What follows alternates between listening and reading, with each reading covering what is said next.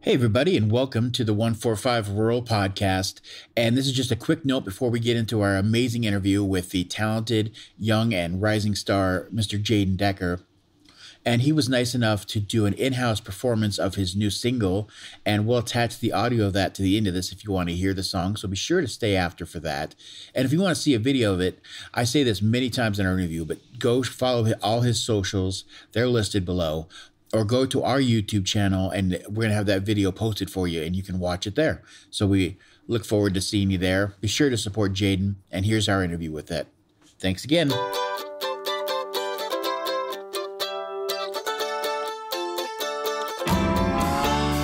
Hello, and welcome to the 145 Rural Podcast, where we are here to strengthen music careers and communities one song at a time. And now, here's your host, Jacob Wing. Yay! Hey, everybody. Happy to have Mr. Jaden Decker sitting here with me. Very lucky to have him. And we're just going to sit down, shoot the chat, and do a little bit of talking, see what's going on. Sweet. So thank you so much again for taking the time, come in and talk to us. Appreciate it. I just want to get right into it. You're kind of, you're younger, but you're just getting your name out there. But I want to know about what got your start. Where did you get your introduction to music? So, I mean, my dad's always been, huge music guy, just like a listener, Right. And, but he brought a guitar home, just a cheap electric guitar, nothing fancy, about probably 12 years ago maybe, when we were living on the south side of Missoula, small house too.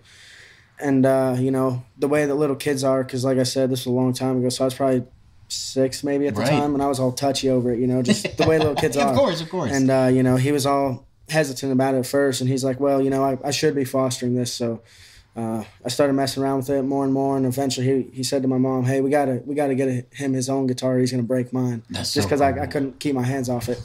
I was in love with him, and I didn't know how to play, so I was just touching it. But just curiosity. Yeah, but they got me my own guitar probably, I guess, April of that year for my birthday, and by September I was taking lessons with a guy in Missoula, and took lessons with him for a long time, probably 6-7 years. Oh, wow. And yeah, he's a big reason I'm, where I'm at today. His name is Chuck Norris, actually. No way. But he teaches out of Missoula, and he was great. And that's so cool. Taught me a lot of what I know now. So in those early days, it's always, very formative when you start picking out songs that resonate with you. Right. What was one of the first songs that resonated with you that you learned? So I was, like I said, I was doing a lot of just one-on-one lessons with Chuck. Do you know Outlaw Music? Yeah. Oh yeah, that was a great. That was a long time ago before it closed. Yeah. So he was doing lessons out of there for a while. Then it finally closed down, and he moved his lessons and everything to his house. Oh. And his house, it's a smaller place, but he has a drum set up and a PA. Like it's all decked out. It's cool. But we put together like a kids band, I guess, out of there. And so there was a couple kids I was playing with that were on just drums, bass, whatever, and we had a list of songs together. It was just fully covered. So we had Seven Nation Army, Sweet Home Alabama, Crazy Train, just rock classics like that. So those are definitely the first ones I kind of cut my teeth on. I grew up on Zac Brown Band though. Oh, that's some good stuff. One of my biggest influences ever. I love him. But that classic rock songs like that with Chuck, and then Zac Brown is my first ever things that I ever That learned, is some good stuff to cut your teeth on. Yeah. Heck yes. So at what age did you take your first step to playing your first live show? Was it just family, friends, or what was it? So 2019, I guess, was my first paid performance. Oh, nice. It was down at the Sanders County Fair in Plains, and they had a church PA system, I think, that was borrowed or donated, and they paid me $250 to play 90 minutes. And right after that, I'm 13 years old at this point. Right, that's a lot of money. So exactly. I'm no good at this time either. This is before puberty. I'm like squeaking in the microphone in front of the whole county. But that's funny. Yeah, $250 to play 90 minutes, and that's all it took for me to say I want to keep doing this. Oh, you were hooked at that moment, huh? Yeah. But because I didn't, obviously you look at all the huge stars that everybody knows, like Johnny Cash or Elvis or just whatever, and obviously they're bankrolling money, but I never really thought that it could be something that you can make money off of unless you're at a level like that. It's a legitimate living, yeah. Yeah, but so now I've just been doing that since then, really. So cool. And so how'd you do during the pandemic then? It's 2019, that's right when everything started to hit. Were you okay during that? Would you take time off, or what'd you do? So 2019, that was my only show I played. Okay. And then 2020, we had a couple things on the books. I was supposed to go back to the Sanders County Fair 2020, and obviously that didn't work out. Right. But we had like just family friend graduation parties and stuff like that. Super small, intimate, private stuff for that year.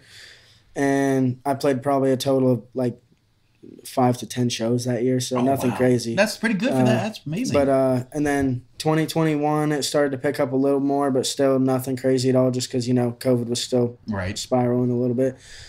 And then 2022 was my first real year. I went out on tour. I went down to like South Carolina and back. And 23 was a longer tour. That was like 7 or 8 weeks out on the road, away from everybody I love and away from home.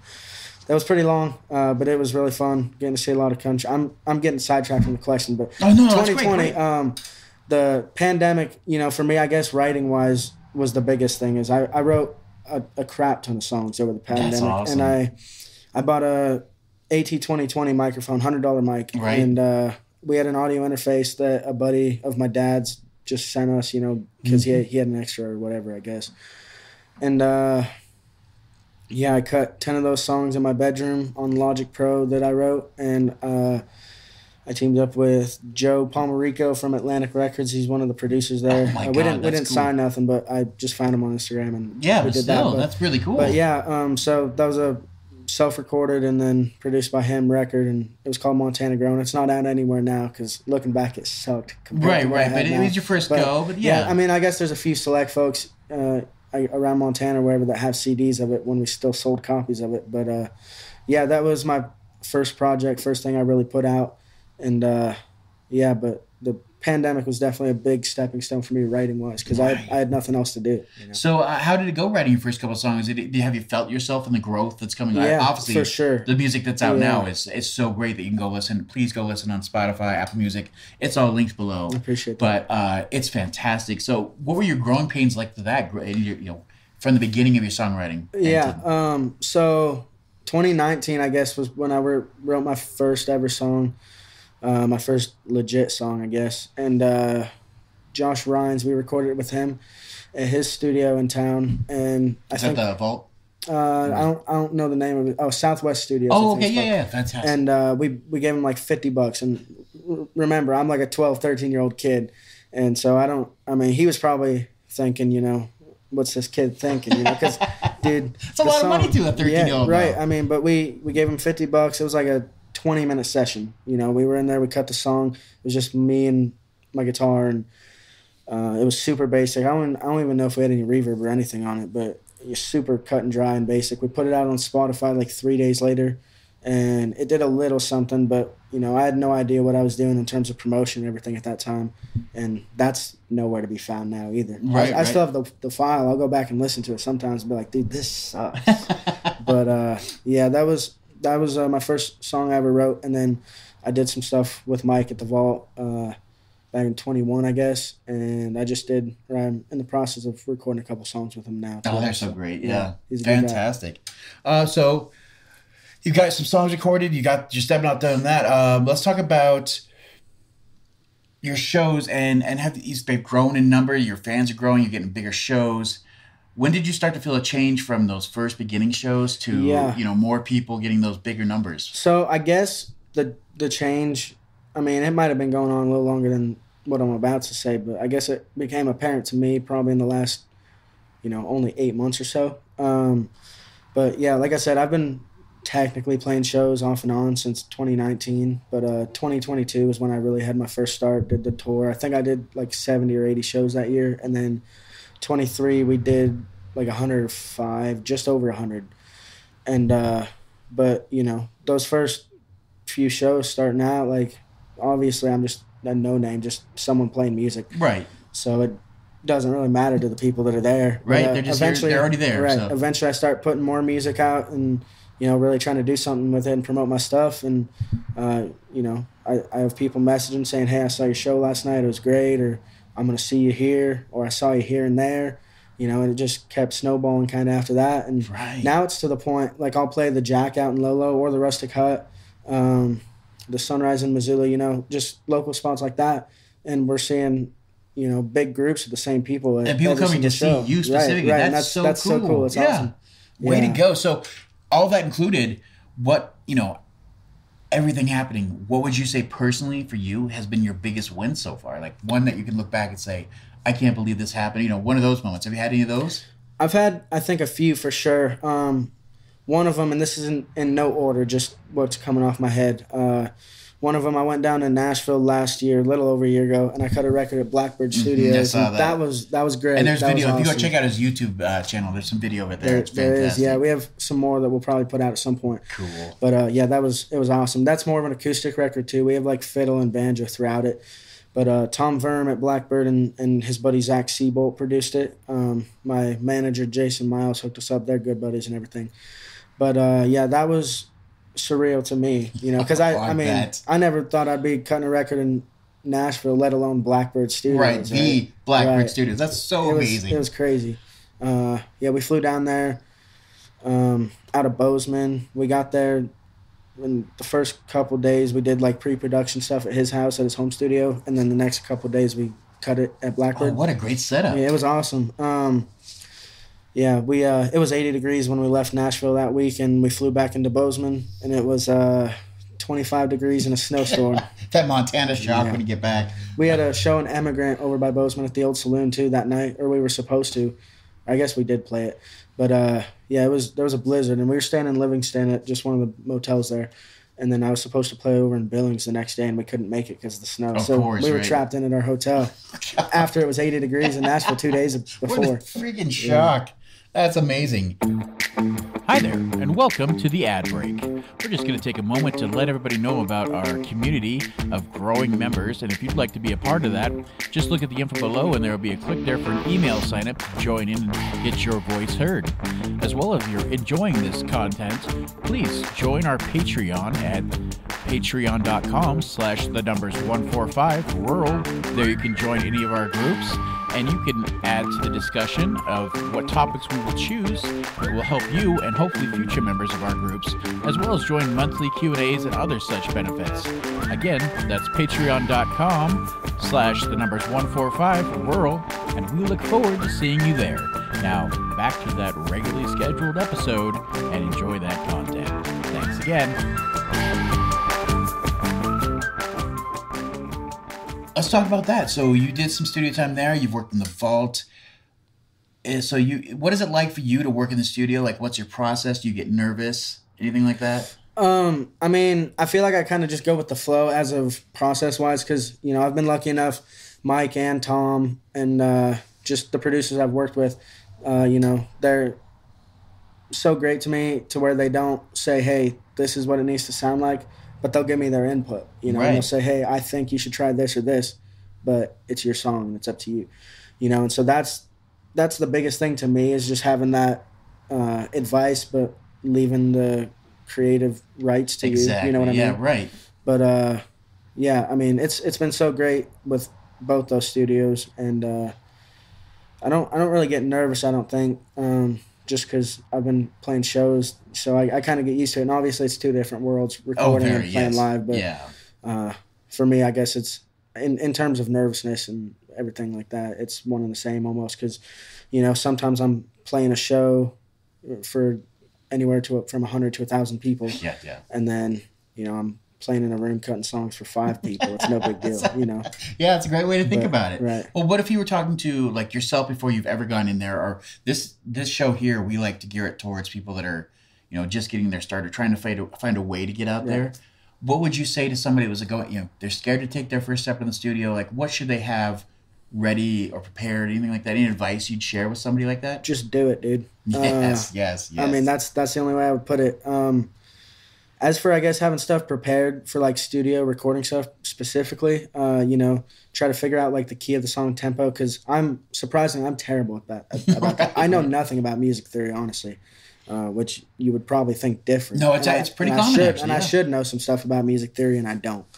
But, I know enough to get, like, the tempo and maybe a key if I'm lucky. Right.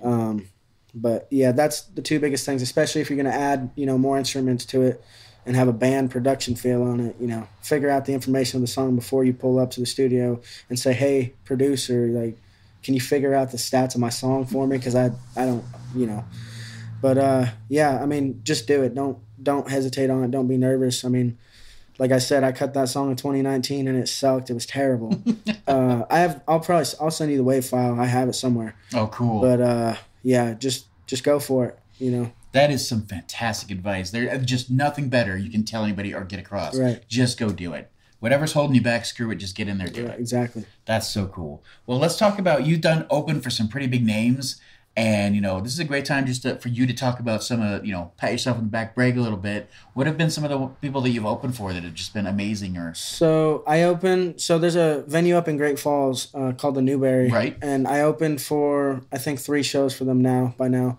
I opened for Granger Smith, Casey Donahue, and Josh Ward. Oh, crap. And all of those were great shows. I was so lucky to be picked for those 3 because all 3 of them were big crowds, not far from sold out. If they were sold out, they might have been.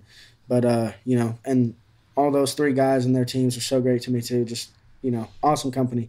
And that venue's awesome and so great to me, the hospitality and everything.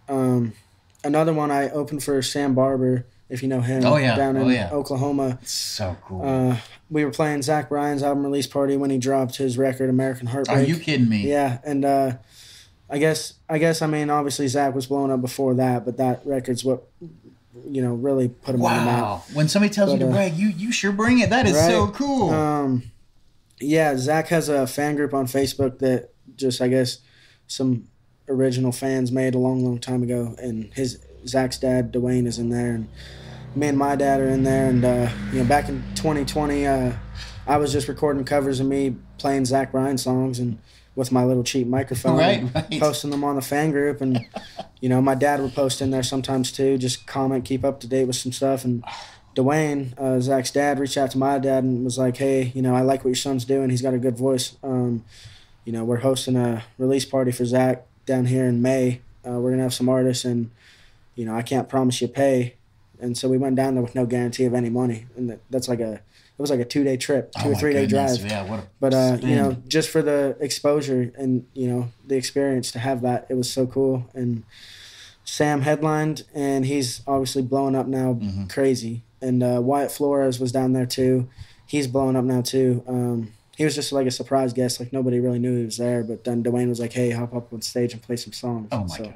But yeah, that was really great to be part of. I met some amazing people down there. I can only imagine. Yeah. Wow, what a great memory to have.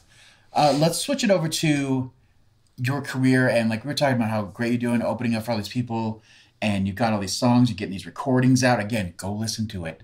But you have some amazing numbers. You have, I believe, somewhere above 11,000 monthly listeners. You've got great followers on all your socials. You have a legit fan base that is way behind you. How were you able to achieve this? I guess, looking at it that way, I don't know, really, I guess. That's funny. Just playing the shows and working the crowds, I guess. Just being yourself. Yeah, no need for putting on a face. Just do your own thing. And, that kind of plays into, this is a little bit off track, but we'll be playing shows and people come up to us and say, have you thought about doing The Voice or American Idol? And obviously we've thought about it. Every kid that does music has. Yep. But we're just trying to stick to our own guns, do it our own way. That's so cool. That's the way. So cool. So there's a lot of people out there that's their biggest struggle. They don't know, of course, being a musician, it means you're doing a lot of juggling, trying to make things work. But what advice would you give to anybody else that's like trying to find how to get that fan base going? Is there anything you could share that might help them? Play the shows, book them, even if it's, little breweries and bars around town. Obviously some of them suck to play just because, people don't give a crap that you're there sometimes. You're they're just there to drink, right? You're just background music. But, every once in a while you get a few people there that are really into what you're doing. And, they're going to be lifelong fans as long as you don't do anything stupid. Right. And, obviously that builds. And once you start building your name more and more, utilizing the social media, just promoting everything from every aspect. Those same people that started out with you are going to be there with you at the top, too. Yeah, and that's what we're seeing for sure. There's a few people I know of that even before I started playing shows were just, we'd be at down in Plains. I grew up down there. Right. And we'd be hanging out at the river or I guess one of the river spots that my family and I go camping sometimes, and just picking a guitar around a fire, and you know, those same people are here and they'll come catch my shows sometimes, but yeah, it's really cool to see, I guess, the evolution of that, and that's my biggest thing I'd say to anybody is just stick with that and make sure you keep the people in your corner that you have now, and you keep them there. That's also consistent. Don't let it change you if you get somewhere with it. Right. Yeah. That's just stay consistent with it. Perfect advice. That's so great. And I can say, I can attest, we've been watching from afar. I mean, there was a couple of years ago, I think we almost worked together, but then you wound up using a great studio in Missoula. But ever since the day that we were just met, I've been watching you grow, your music. I mean, from day one, everybody. And then everybody I get to talk to. There's so many people that just like, cheering you on from even in the back corners, in the shadows. Like, yeah, everybody wants to see you succeed. So it's really cool to see you moving forward and doing all that great stuff. Yeah, so, I mean, congrats, man. You've been keep doing what you're doing. Thanks Obviously, so it's much. working. Let's talk about, like you said, you're in the studio now, but you have a release coming up pretty dang soon. I believe it's called Questions. Is that right? Yes, sir. So by the time you guys see this, it'll drop the day before. So this comes out on a Saturday. Just came out. So you're lucky enough that you just get to hear about it. Also, I believe you might play a performance for us. Will, yeah. He's going to play it for us. So let's talk about the song a bit before we get to hear it. Yeah. What was the writing process like? What's the story behind the song? Yeah, so, I haven't told this story in a long time. Couple, I guess, probably 2.5 years ago, maybe. So quite a while ago. I think it was 2021. I was sitting out in the garage with my dad one night, and we did an open mic at the VFW in downtown. And, we were sitting in the garage after that one night and just talking about, how cool it would be to go on tour and all this stuff. And, like, we were pulling up, like, pictures of the U.S. on, like, Google and stuff. Oh, fun. And, like, saying we're going to go here, here, and here. And obviously it's just big dream stuff. And somehow we made it happen the next year. You're kidding me. But, I guess a point that night we got to talking just about, people we love and things we've seen and stuff. And there was a guy my dad was pretty good friends with, and he passed away a while ago. Nice. And I took that to heart just because we had a big long conversation that night. And then back in 2022, in June of that year, I think, a cousin of ours passed away in a pretty bad motorcycle accident. And so I ended up writing that song a little bit after that. And so I guess that song and that record, too, that we cut down in Nashville was just dedicated to those two guys just because, neither of them I was super close to really a whole lot. But it really touched my heartstrings just because, I'm best friends with my dad, super close to him. And those were two guys that, my dad called brothers. So. Oh, man. But and there's just no better therapy than writing. That's the inspiration for that song. And, yeah, I mean, like I said, it totally tugged my heartstrings, made me emotional. Just hearing that, and I've, was never close to those two guys. But, yeah, that's definitely one way that I cope with anything is just to write. That's so cool. And they can tell it comes through in all the songs. I'm very excited to hear that. I haven't heard it yet either. Oh, so you haven't? Super excited to hear this. Sweet. This is very cool. Besides that, let's just talk about anything else you got coming up. Any big shows? I know you got a show coming up at the Rustic Hut here. I do, yeah. May 24th, I'll be in Florence at the Rustic Hut. Be there. Missoula, Bitterroot, let's all be there. Yep, I got some stuff. I got one at the Jack in Lolo. I think May 11th, maybe May 10th. Perfect. And of course, I'll have my band there. I'll have my band at the Rustic Hut. The band shows are great. Whole lot better and a whole lot more energy than the solo stuff. Right. So yeah. Those two shows for sure. Be there. And that song that drops Friday, we're promoting that, trying to do as much as we can, and hopefully it's going to go somewhere. So. Perfect. Well, of course, anybody that watches this, listens to the podcast, please take a second. All his links are below. Go click on them. Get this thing downloaded. Stream it as much as possible. And then be at the shows. They're fantastic shows. Top-notch performer. Top-notch songs. Is there anything else you'd like to say to the nice people? I don't think so. Thank y'all for watching. Jaden Decker, thank you so much for your time. We're going to have the song coming up right after this. Take a listen to that. And then, again, take the shows, listen to the stuff. We'll see you guys on that next one. Bye. And now to perform his new single, Questions, please go download it or stream it on all of the streaming service. Mr. Jaden Decker and Questions.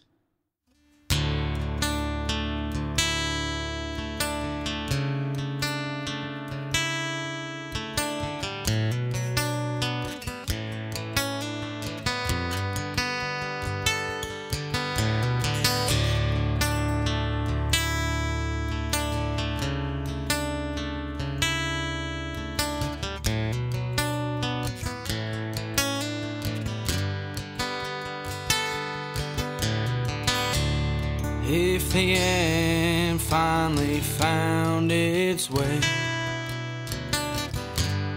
across all these years in front of your face. What would you say if you had the chance to talk to anyone you like or the man above?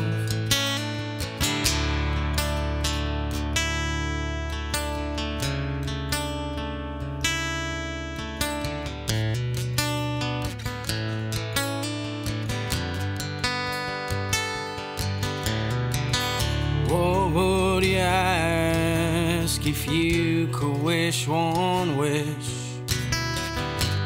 A moment longer with someone who has passed. Would you have turned out right if the ones who have your back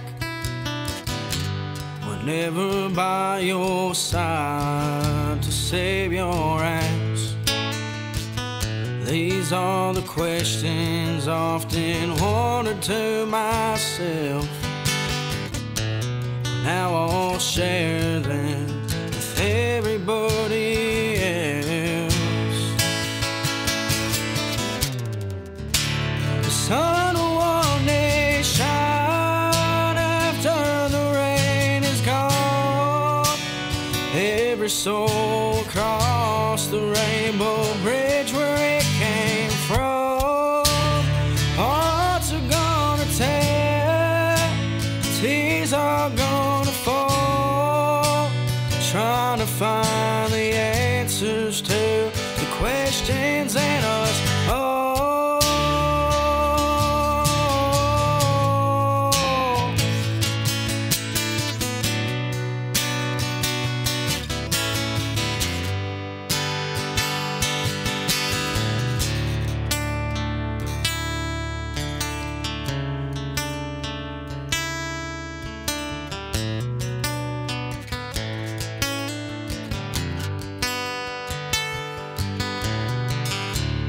If your world stops spinning around, would you have the strength to get up off the ground? What would you do if the ones that you loved most got taken from your arms without a choice? These are the questions often wondered to myself. Now I'll share them with everybody else. The sun will one day shine after the rain is gone. Every soul across the rain